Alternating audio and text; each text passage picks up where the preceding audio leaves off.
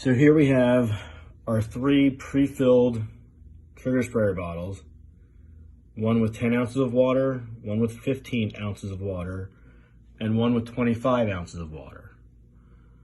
We'll then add the appropriate amount of chemical to get the dilution ratios to be 10-to-1, 30-to-1, and 50-to-1, which is what we want to use for our testing purposes.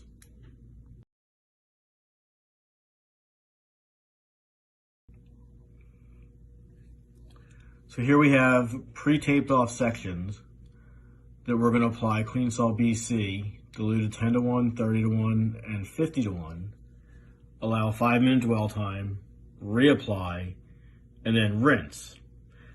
Each section is 1 square foot, so you'll have an idea of how much chemical you will need based on your proper testing.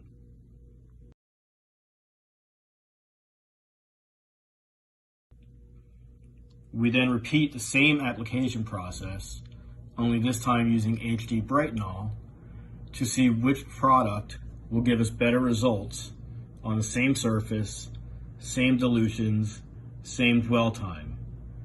And this way you'll know exactly what you need to do to get the job done right.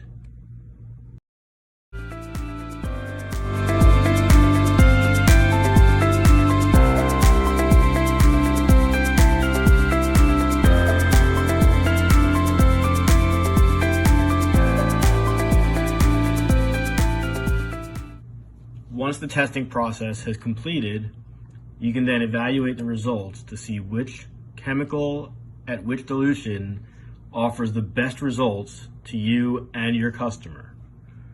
Clearly in this case, Cleansol BC diluted 10-to-1 gave us the far superior results. In the end, that's what we chose to go with.